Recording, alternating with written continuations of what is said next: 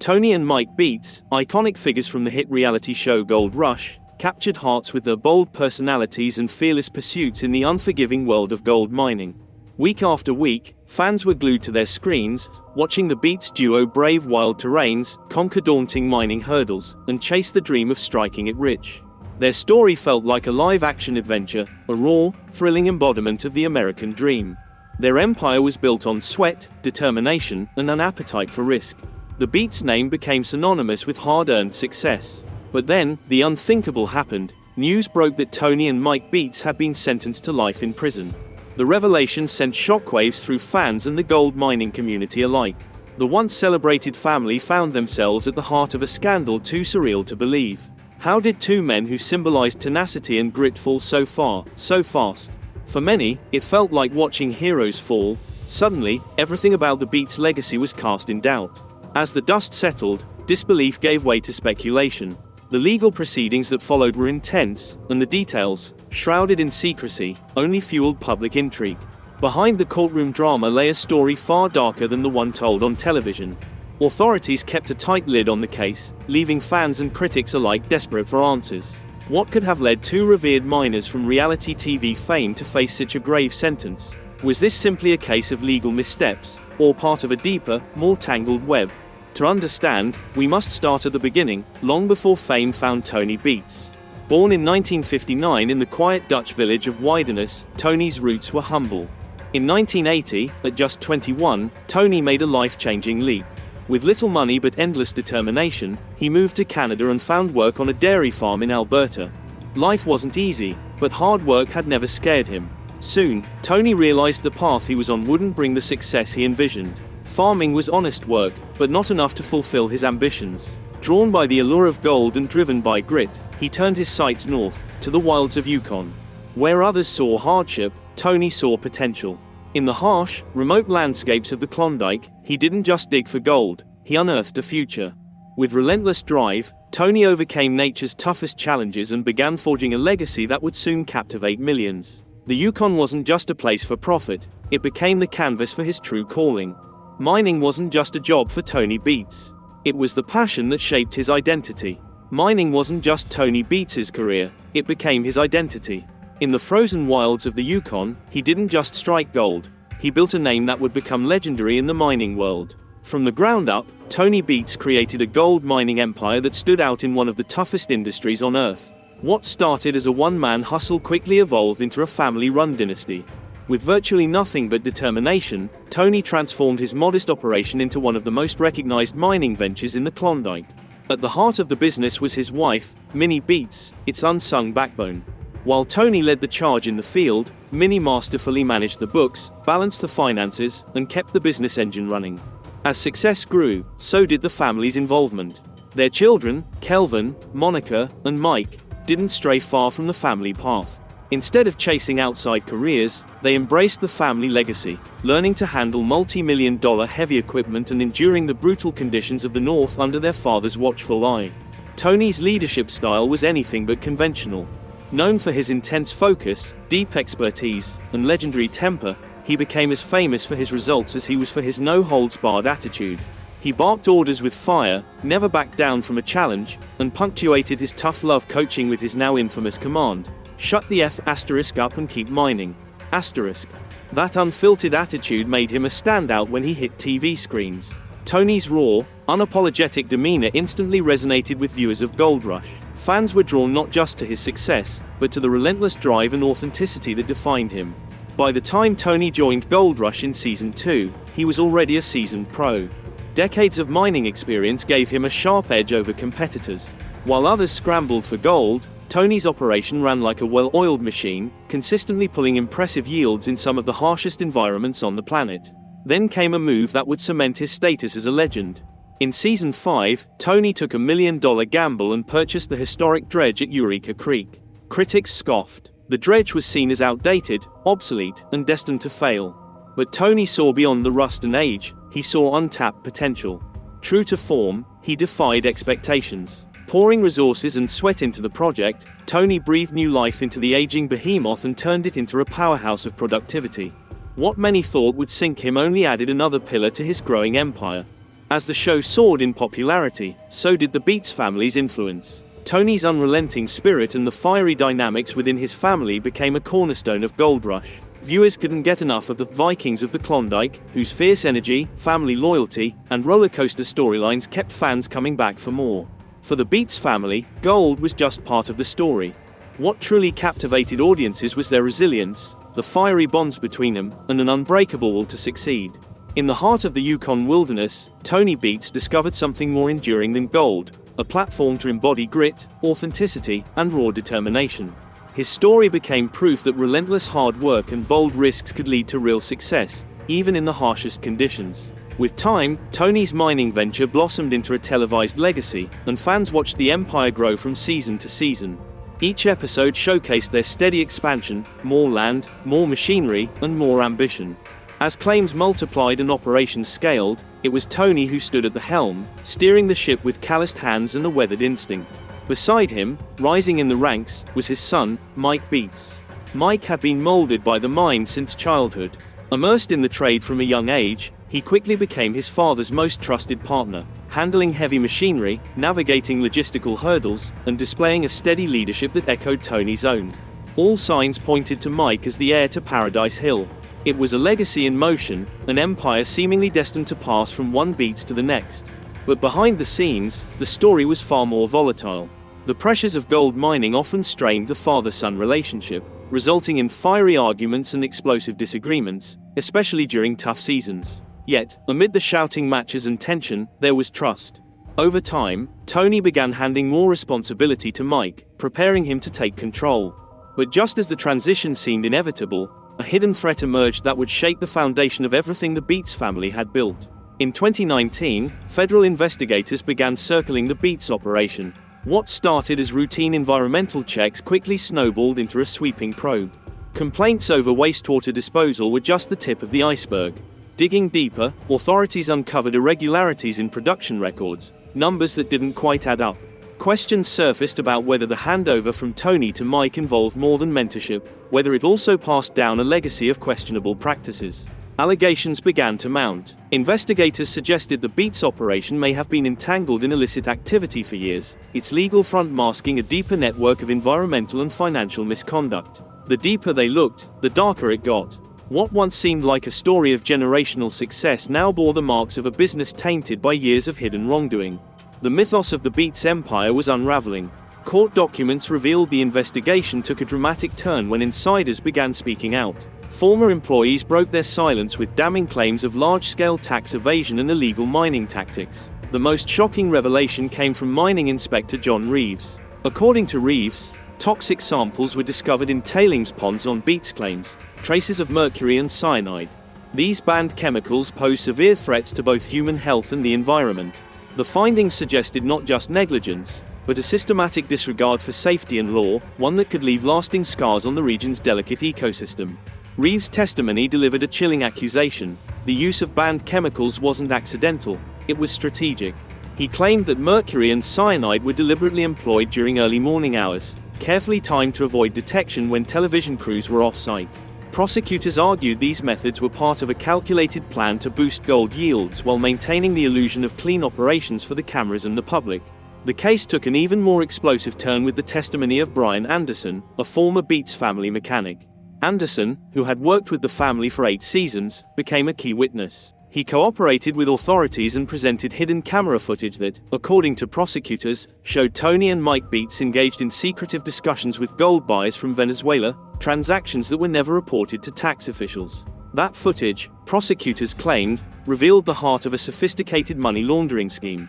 The Beets family allegedly sold gold under the table, evading both US taxes and international financial scrutiny. It wasn't just about hiding income. It was about constructing a parallel operation that thrived off the books. Financial experts added weight to the prosecution's case. Their testimony pointed to over $15 million in unreported gold sales between 2012 and 2020, the height of the Beets family's fame on Gold Rush. The most damning discovery, a second, hidden ledger found in Tony Beets' office. These secret records showed gold recovery numbers that dwarfed the figures shared on television or declared to the government. Corroborating these claims was former crew member Peter Lewis. He painted a picture of two mining worlds, the one captured on camera and the one hidden in plain sight. Lewis testified that much of Gold Rush was a heavily edited highlight reel, sanitized for viewers. Behind the scenes, Tony reportedly told his team, "What happens after the cameras leave stays between us," a phrase that, according to Lewis, was code for keeping regulators and film crews in the dark. When the case reached court, the battle lines were clearly drawn. Leading the defense was Samantha Wright, a high-powered attorney known for taking on complex white-collar cases. Wright came out swinging, dismissing the prosecution's witnesses as bitter ex-employees with axes to grind. Their testimonies, she argued, were born out of personal grudges, not facts. She portrayed Tony Beets not as a criminal, but as a relentless entrepreneur who clawed his way to success. "This is a man who poured his life into building something," she told the jury. "Not a mastermind pulling strings behind the scenes." Wright underscored the family's decade in the public spotlight, noting that every move they made was broadcast to millions. "These are television stars, not criminals," she said. "Why would anyone run an illegal operation with cameras rolling?" But the prosecution was quick to flip that narrative. In their view, fame didn't deter the Beets family, it protected them. They argued that the TV spotlight was the perfect smokescreen. By presenting a polished, controlled version of their operations to millions of viewers, they allegedly masked a far more lucrative and damaging off-camera reality. According to prosecutors, what America saw was just the tip of the iceberg. While viewers tuned in for rugged mining and family drama, the real business, unregulated, untaxed, and environmentally hazardous, was playing out just beyond the lens, raking in millions and wreaking untold damage. After 6 weeks of intense testimony and over a dozen witnesses, the jury deliberated for just 3 days before delivering a unanimous verdict, guilty on all counts. The charges against Tony and Mike Beets were serious: conspiracy to commit tax fraud, environmental violations, and running an unlicensed gold trading operation. When sentencing came, Judge Rebecca Holloway made it clear that there would be no leniency. She called their actions a gross betrayal of public trust and a direct assault on the fragile ecosystem of the Yukon. Citing expert testimony, she noted that the use of illegal chemicals, mercury and cyanide, had already caused irreversible groundwater contamination, a legacy that would last for generations to come. As the judge offered Tony Beets the chance to speak, his defiance was palpable. "I built everything from nothing," he declared, his voice unyielding. "You can take my freedom, but you can't take what I created." But his son, Mike, was a different story. He appeared broken, emotional, and subdued. Mike's defense was simple. He had only followed his father's instructions. But Judge Holloway dismissed this reasoning as nothing more than a convenient excuse. It wasn't enough to absolve him of his role in the criminal enterprise. The final verdict was stunning. Both Tony and Mike Beets were sentenced to life in prison, a punishment rarely seen for financial crimes. Legal experts pointed to the environmental devastation caused by their actions as the driving factor behind the harsh sentence. Prosecutors had made a compelling case that their illegal operations had caused irreparable harm to the region, making the Beets family's downfall all the more tragic. Judge Holloway's closing statement resonated with the courtroom, and her words rippled out across the world. "The pursuit of gold," she said, "is not worth poisoning the land and water for centuries to come." Her message wasn't just about the Beets family. It was a stark warning about the true cost of greed and exploitation. The verdict sent shockwaves far beyond the courtroom. The mining industry was rocked to its core, but perhaps even more so was the entertainment world. The Beets family had been beloved stars of the Gold Rush series on the Discovery Channel, a show that chronicled the highs and lows of gold mining in the harsh wilderness of the Yukon. Their downfall cast a shadow over both the mining industry and the credibility of the show. The Discovery Channel wasted no time distancing itself from the scandal. In a formal statement, the network expressed its shock and disappointment. At no time was Discovery aware of any illegal activities at the mining operations featured on Gold Rush, the statement read. "We take these allegations seriously and are re-evaluating our oversight protocols moving forward." Meanwhile, the production company behind the show, Raw Television, announced immediate and sweeping changes. All episodes featuring the Beets family would be pulled from streaming platforms, and future episodes would directly address the criminal case. The Beets family's once glorious mining empire now lay in ruins, and Gold Rush would never be the same. The future of Gold Rush was secured, but it would never be the same. While the show wasn't cancelled outright, production standards were tightened, and a new emphasis on transparency became a priority.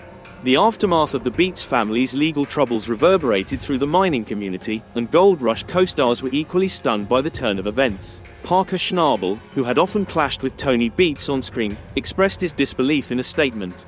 "Tony was always intense and uncompromising, but I never suspected anything illegal," Schnabel said. "This changes how I'll view everything that happened during those seasons." Rick Ness, a longtime cast member and friend to Tony and Mike, was visibly shaken when approached by reporters. "I'm speechless," he said, his voice filled with a mix of shock and sadness. "Never saw this coming." Despite the crushing verdict, the Beets legal team wasted no time filing for an appeal. Their arguments centered around what they claimed were numerous procedural errors during the trial, particularly the admissibility of covered recordings and the handling of expert testimony. Yet, legal analysts were skeptical. The overwhelming weight of the evidence made a successful appeal seem unlikely. One expert put it bluntly: overturning such a comprehensive conviction is a legal uphill battle. In the meantime, Tony and Mike Beets were transferred to separate maximum security correctional facilities, awaiting the outcomes of their appeals. The case continued to shake both the mining industry and the entertainment world, serving as a stark reminder of the dangerous intersection between fame and business. Though Tony and Mike Beets were convicted and sentenced to life in prison for their crimes, not all family members faced legal repercussions. Tony's wife and longtime business partner, Minnie Beets, was not charged in connection with the scandal. She remained fiercely loyal to her husband throughout the ordeal, offering a rare and emotional public defense of his character. "We've been together for 40 years, Minnie told reporters outside the courthouse. "I know this man. He built everything we have through hard work, not through crime. The truth will come out." Their children, Kevin and Monica Beets, who had both played significant roles in the family's mining empire and appeared on Gold Rush, kept a low profile during the trial. Neither Kevin nor Monica Beets were charged, though they attended court sessions. Prosecutors later confirmed that they cooperated with investigators in exchange for immunity, but the extent of their involvement was never disclosed. Following the Beets family's downfall, the Paradise Hill mining operation, once central to Gold Rush, was seized by the Canadian government. Cleanup efforts began immediately, with estimates suggesting the cost could exceed $20 million and take decades to complete. The most symbolic loss was the dismantling of Tony Beets's legendary dredge, a once proud emblem of his triumph. Contaminated with mercury, it was deemed hazardous and condemned as toxic waste. In Dawson City, reactions were mixed. While some acknowledged the Beets family's role in boosting local tourism, others felt betrayed by the reckless actions. Longtime Klondike miner James Wilson remarked, "He always did things his own way, but nobody thought that meant breaking the law." The Beets case marked a turning point for reality TV. While scandals have plagued the industry before, nothing matched the scale of criminal charges facing these stars. Media analysts predict tighter oversight for all reality shows moving forward, with the Beets case serving as a cautionary tale. Discovery Channel and Raw Television announced changes to improve transparency and scrutiny in future seasons. As Tony and Mike Beets face life in prison, questions remain. What happens to their remaining mining claims and equipment? Will other family members continue mining, or is the Beets legacy over? The legal saga continues with a separate civil proceeding to determine the fate of the Beets family's assets. Much of their holdings, mining equipment, real estate, and profits from Gold Rush are expected to be seized and liquidated to cover the $20 million cleanup costs at Paradise Hill and other affected sites. The cleanup at Paradise Hill could take decades due to mercury and cyanide contamination. For Discovery Channel, the Beets family's criminal convictions are a major blow to Gold Rush, one of its top franchises. Tony's persona was central to the show's success, and without the Beets family, Gold Rush faces an uncertain future. Raw Television has pledged greater transparency, but the Beets legacy is forever altered. As the civil trial continues and cleanup begins, the future of the Beets family's legacy and Gold Rush remains unclear. The emotional end of the Beets trial saw Tony's final words: "You can take my freedom, but you can't take what I created," signaling the end of an era. What once seemed like triumphs now feel tainted by deception and environmental harm, leaving fans questioning the authenticity of the show. Environmental groups are using the case to highlight the dangers of unregulated mining and call for stricter laws. The Beets case also raises questions about reality TV producers' responsibility for ensuring legal and ethical content, especially in high-risk industries like mining. Kelvin and Monica Beets, who were not charged, expressed shock at the violations and requested privacy. The conviction continues to impact the Yukon community, with stricter mining inspections now in place. Discovery Channel has introduced new guidelines for gold rush mining operations, including environmental checks and legal compliance. A documentary will explore how the illegal activities went unnoticed during filming. Tony Beets, once the king of the Klondike, now faces life in prison, and his mining empire has collapsed. The Beets family legacy on Gold Rush is forever changed, serving as a cautionary tale about the dangers of cutting corners in the pursuit of wealth, with lasting effects on both the entertainment and mining industries.